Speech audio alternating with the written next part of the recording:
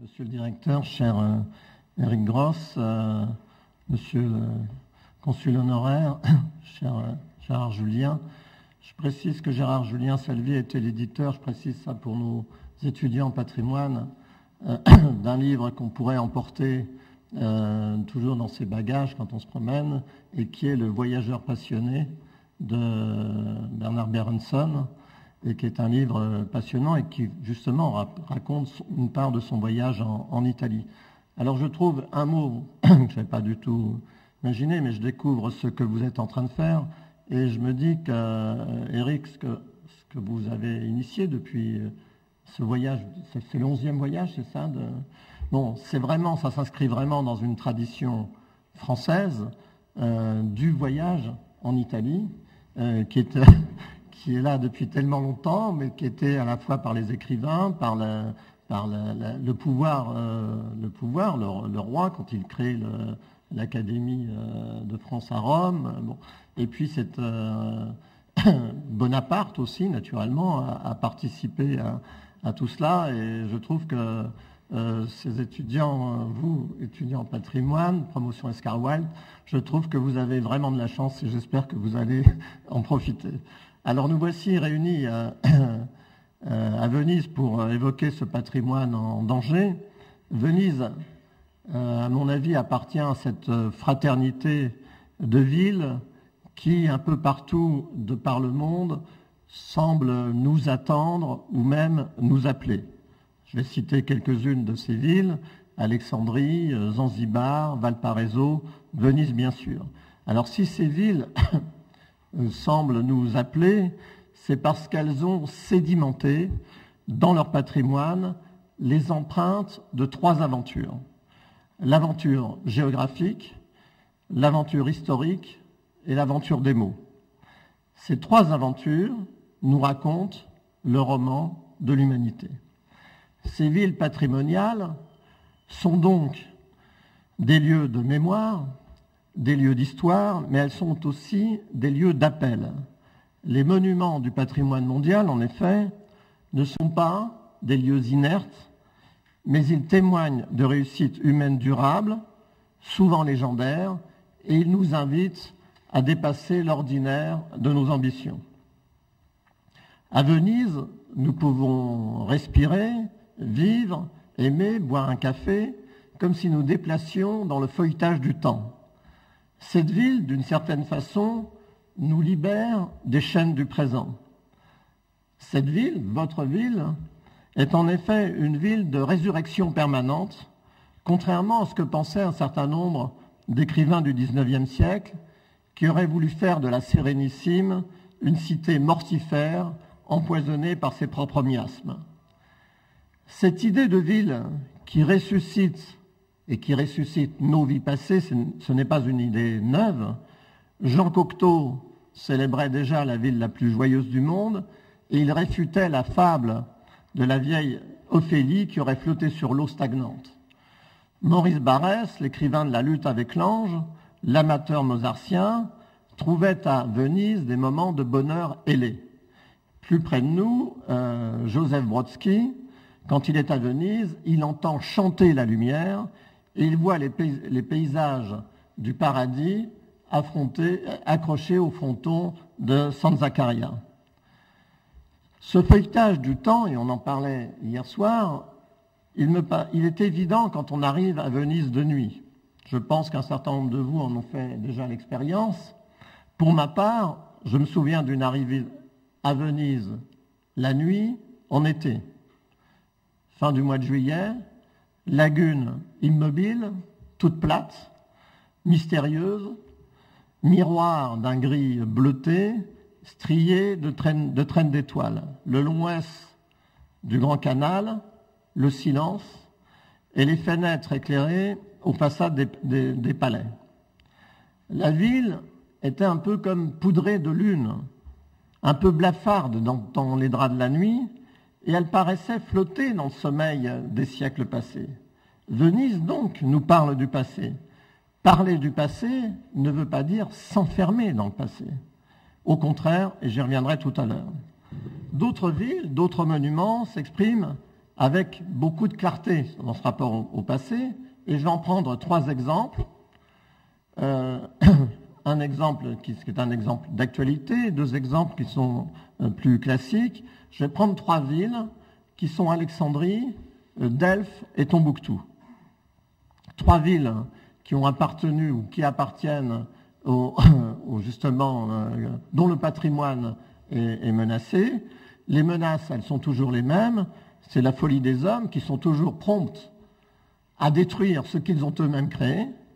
Ce sont les guerres et les violences naturelles, les tremblements de terre, la montée des eaux, le changement climatique et aussi le tourisme de masse qui caractérise notre époque d'aujourd'hui. Alors je vais commencer par Alexandrie, cette ville extraordinaire fondée par un jeune homme qui partait fourrager l'Asie et qui partait inventer le monde. Et cette ville créée par Alexandre était devenue une escale de vie intense entre 2 mondes, entre l'Orient et entre l'Occident. Et sous les Ptolémées, il y avait à Alexandrie 1 million d'habitants, des Grecs, des Romains, des Syriens, des Libyens, des Ciliciens, des Éthiopiens, des Arabes, des Bactriens, des Scythes, des Indiens, des Persans. C'est-à-dire que le monde entier se bousculait dans les rues de cette ville, que les papyrus des temps anciens décrivent comme la grande, la très grande, la riche, la très noble, la très heureuse, la splendide, la ville qui possède tout ce qu'on peut avoir ou désirer. D'une certaine façon, Alexandrie à cette époque, et pendant plusieurs siècles, va devenir le centre nerveux d'une galaxie de nouvelles cités grecques qui sont toutes à la fois des marchés, des places fortes et de très importants centres de culture.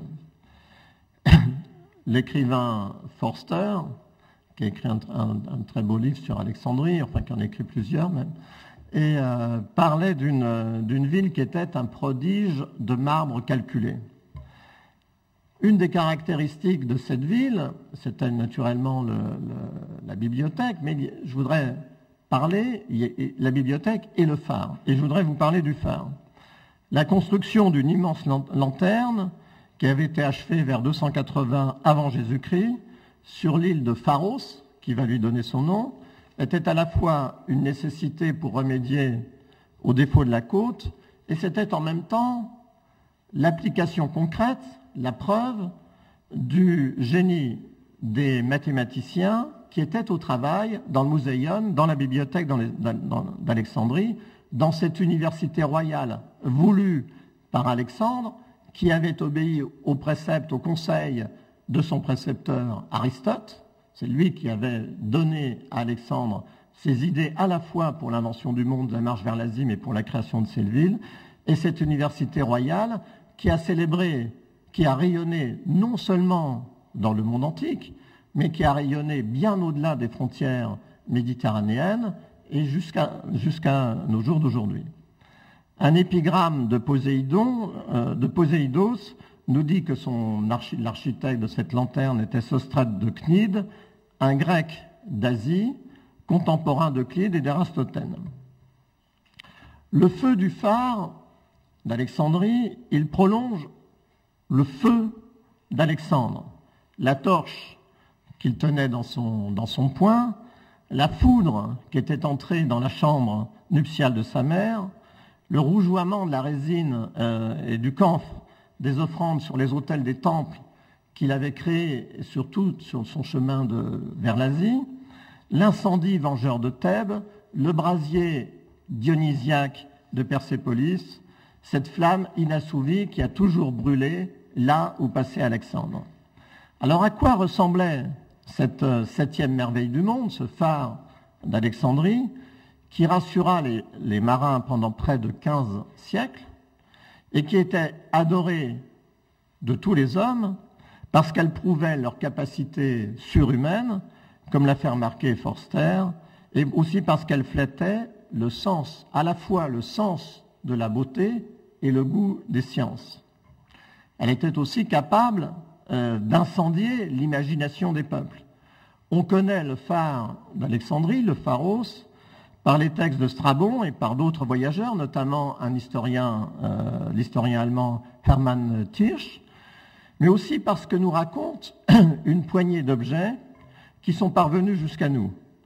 Il y avait notamment un objet en vase soufflé qui était trouvé, qui était dans le musée de Begram et qui était un souvenir rapporté par un Grec il y a 2000 ans en Afghanistan.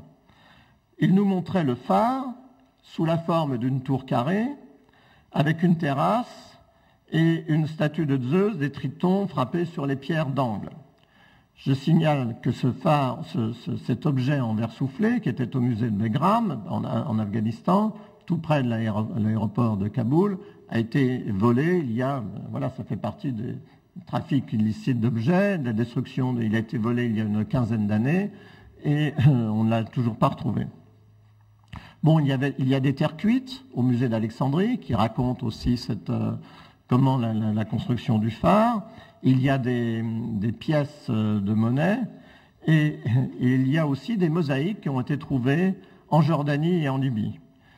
Il y a peu de choses, donc, si on fait l'inventaire de tout ce qui témoigne de la réalité de ce phare, mais qui nous donnent des indications très précises et qui nous prouvent en tout cas que le phare d'Alexandrie, il avait hanté l'imagination des potiers, des frappeurs de monnaie, des gens des bâtisseurs, des architectes, un peu partout, des rivages de Rome, c'est-à-dire de la Méditerranée occidentale, jusqu'aux horizons lointains de Bactriane. L'impact du phare, il impressionna aussi tout le vocabulaire gréco-latin, parce que pharos, pharo, phare, et aussi le vocabulaire arabe, puisque dans la langue du Coran, le pharos appelé El Manara a donné son nom au minaret de toutes les mosquées. Donc c'est très intéressant aussi, c'est-à-dire de voir le pouvoir des monuments, des mythes sur les mots. C'est pour ça que je parlais tout à l'heure, en introduction, de cette triple aventure, l'aventure géographique, l'aventure historique et l'aventure des mots qui est toujours là. Le phare, il éclairait à environ 70 km, d'une hauteur de 120 mètres, et on pouvait y accéder par une cour à colonnade. Il échauffait tellement l'esprit des visiteurs que ceux-ci repartaient toujours chez eux en chantant ces prodiges, c'est-à-dire le phare était aussi, ce monument était aussi une source de poésie et on lui prêtait une efficacité particulière et magique. Ce phare a été détruit par 2 tremblements de terre au XIIe et au XIIIe siècle, et c'est au Tangérois Ibn Battuta, le voyageur de l'islam, que nous devons l'ultime témoignage sur la réalité du phare toujours debout. Ibn Battuta arrive à Alexandrie en 1325 et pour accéder au phare, il doit emprunter une sorte de passerelle de planche assez médiocre et se trouve face à une façade délabrée. Quand il repasse à Alexandrie un demi-siècle plus tard, c'est ça qui est très intéressant, il y a des éboulis qui condamnent l'accès au phare. Le phare a commencé à mourir. Le phare va rester assiégé par la cavalerie des vagues pendant des siècles et il va disparaître. Ce qui est intéressant pour le voyageur d'aujourd'hui qui va à Alexandrie, c'est qu'il s'aperçoit que les gens viennent tout, parce qu'après on a construit le fort de Qaït-Bey sur la place du phare, et on sait que les archéologues français, notamment Jean-Yves Empereur, ont fouillé tout le port d'Alexandrie de façon absolument magistrale pour en exhumer des pierres, des statues de façon absolument incroyable. Mais ce qui est très intéressant, c'est dans cette ville moderne d'Alexandrie, qui d'une certaine façon est en train d'oublier son passé, même de le rejeter son passé. Cette ville qui était restée tournée pendant plusieurs millénaires vers la mer, tourne le dos à la mer, se retourne vers le désert, vers le sable, mais que dans la population d'Alexandrie, le phare reste important et que beaucoup de voitures, s'il y en a parmi vous qui sont déjà allés à Alexandrie, ils ont remarqué que sur les voitures ou sur les minibus, il y a toujours une silhouette qui a été dessiné, graffité, tatoué, et c'est la silhouette du phare d'Alexandrie. C'est-à-dire que le phare d'Alexandrie, il appartient à cette catégorie de monuments morts ou disparus et qui révèlent l'invisible et qui continuent d'agir sur nos songeries, quelles que soient les métamorphoses ou les plaies dont ils aient pu être affectés. Un autre monument qui continue de nous parler, même au-delà de lui-même, de sa propre vie, c'est le temple de Delphes. Le temple de Delphes était un sanctuaire panélémique où parlait l'oracle d'Apollon à travers sa prophétesse qui était la Pythie. Ce temple, il était, de même qu'Alexandrie a symbolisé l'unité du monde hellénistique, le temple de Delphes, il avait symbolisé l'unité du monde grec. Ayant passé 3 ans comme ambassadeur de France à Malte, j'ai été très surpris à la fin de mon séjour de voir comment le temple de Delphes, cette histoire d'oracle, de Pythie, avait traversé le temps et la mer pour venir ressusciter ou revivre d'une certaine façon dans la langue maltaise. Cette langue maltaise que bien peu de gens connaissent, on en parlait hier, c'est la seule langue sémitique d'Europe, c'est donc la seule langue qui nous rattache à nos racines sémitiques. N'oublions pas ce que disait Claudel quand on parlait du triangle Athènes, Rome, Judée. Il disait oui, mais nous sommes spirituellement sémites. Donc dans cette langue maltaise sémitique a revécu la voix de la Pythie. C'est-à-dire que la sibylle a essaimé au fil des siècles.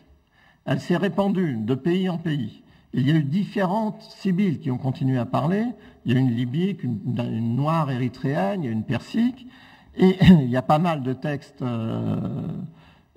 écrits sous sa dictée, notamment les livres sibyllins qui ont, à Rome, les empereurs, ces livres sibyllins étaient essentiels à l'exercice du pouvoir romain. Virgile l'a fait parler et agir auprès d'Énée. Puis l'Église catholique va adopter la sibylle et saint Augustin lui-même va lui donner son parrainage et l'élever au rang de prophète. Ça devient quand même très intéressant. Et la sibylle va se faufiler dans tous les textes et les liturgies des Noëls des îles méditerranéennes. Je me suis souvenu à Malte avoir entendu parler pour la première fois au Festival mondial de théâtre de Nancy, quand Jacques Lang était le directeur de ce théâtre. Il avait invité à Nancy un chœur de polyphonie sarde, et il chantait les chants de la sibylle. C'est-à-dire que dans tous les Noëls des îles méditerranéennes, on a célébré la sibylle de Delphes. Et il se trouve que j'ai rencontré une historienne qui s'appelle Micheline Gallet, et qui avait beaucoup travaillé sur la langue maltaise, et elle a découvert dans l'île de Gozo, qui est l'île sœur de Malte, elle avait une légende pour jeune fille vierge où s'exprimait expressément la sibylle. Donc ça veut dire que dans la sibylle vivait encore il y a 20 ans dans la langue maltaise, ou il y a 30 ans, à un moment, en tout cas à une époque, où le temps était nos ambitions générales étaient plutôt de faire table rase du passé, d'oublier ce qui s'était passé, et la sibylle continuait à se faufiler à travers toute cette époque-là. Et je vais terminer en parlant d'un autre site, d'une autre ville, qui est Tombouctou, complètement différente, mais qui a les mêmes caractéristiques que ces autres cités, puisque Tombouctou, qui fut longtemps Tombouctou la mystérieuse, l'inaccessible, mais sur les sables de Tombouctou se sont imprimées les 3 aventures dont je parlais tout à l'heure. L'aventure géographique, ça va d'Imbatuta et passer aussi par Tombouctou, mais aussi René Caillé, le Vendéen. L'aventure historique, et qui fut dans cette capitale du désert une aventure commerciale et spirituelle, et l'aventure des mots. Pour moi, Tombouctou fait partie de ces villes dont le nom seul suffit à mettre en branle notre mémoire et notre imaginaire. Et comme vous le savez, cette ville de Tombouctou a été menacée dans ce qu'elle a de plus précieux et d'exceptionnel, c'est-à-dire dans son patrimoine.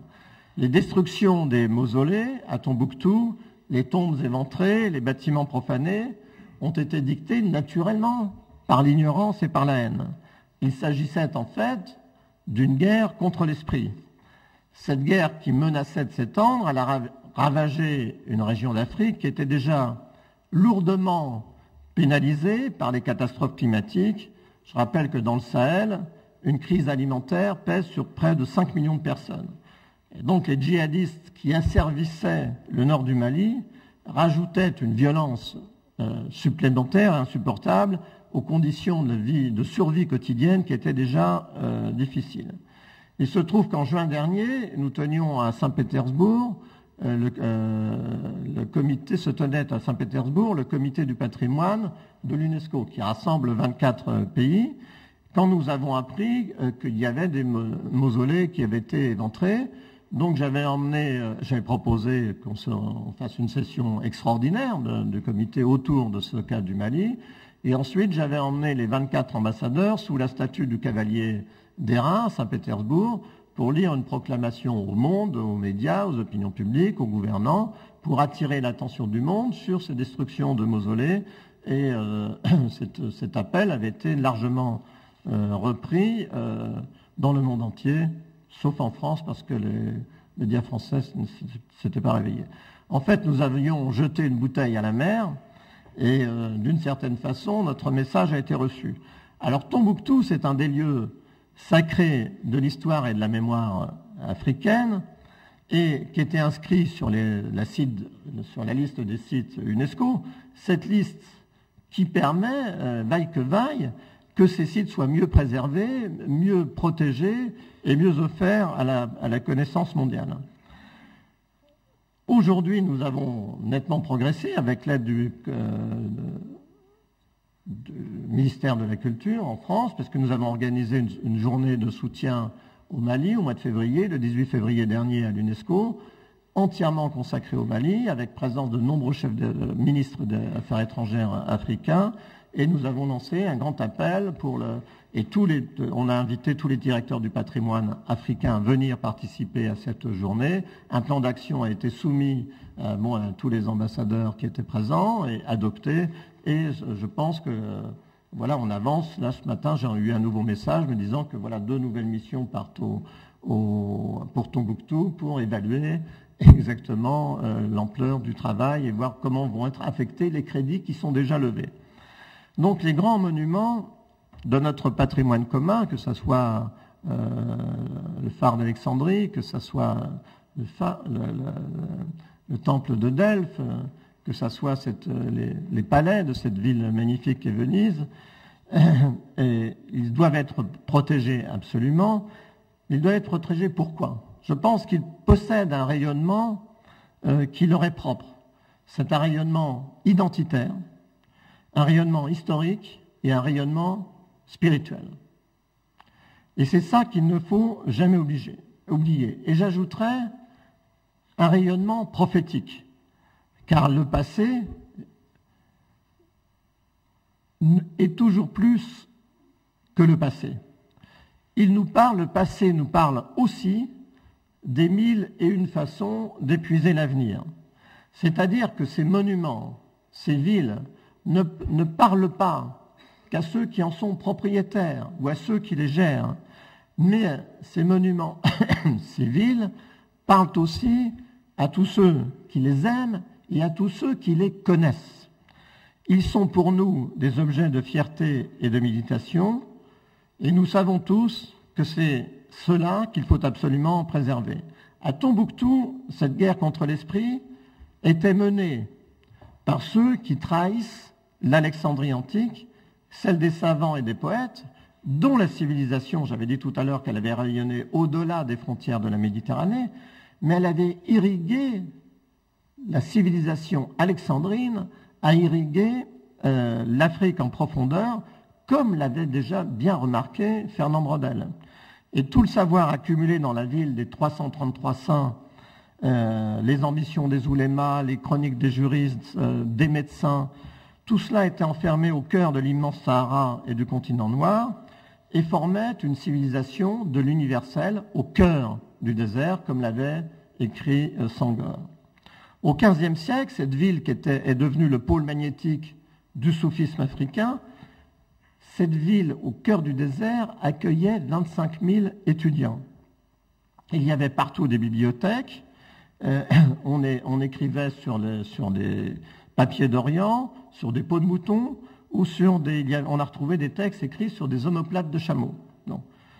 Pendant de Bamiyan, les temples, les bouddhas de Bamiyan, à Tombouctou aujourd'hui, on voit bien quelles sont les forces qui sont en train de s'attaquer directement à ces témoignages du passé, parce que ces témoignages du passé nous parlent d'une façon ou d'une autre du futur. Donc ce ne sont pas uniquement des lieux de mémoire, mais aussi des lieux qui témoignent pour demain du génie humain quand il chasse dans les plus hautes sphères de la création. Ce patrimoine, et ce sera ma conclusion, parce que je vois que ma femme regarde sa montre, elle commence à trouver que je parle trop. Ce patrimoine, il nous semble, surgit de ce puits du passé, de l'abîme des siècles. Mais en fait, il est surgi du puits du passé en témoignant des errances de l'homme. Nous sommes tous des errants. Nous errons dans notre propre vie, dans notre propre foi, quand nous avons une, dans notre non-foi. Nous errons dans nos amours, dans nos ambitions, dans notre misère, et nous errons aussi dans notre liberté. Nous sommes des pèlerins de la vie humaine. Et comme tout pèlerin, nous avons besoin de points fixes. Les points fixes, ils sont notre repos, ils sont notre inspiration, ils sont l'appel, ils représentent l'appel à un nouveau départ. Nous avons tous en charge, et vous particulièrement, puisque voilà, c'est votre mission maintenant, vous avez tous en charge ces biens communs que nous avons reçus de génération en génération en compte douarie universelle. Je vous souhaite bon courage et je vous remercie.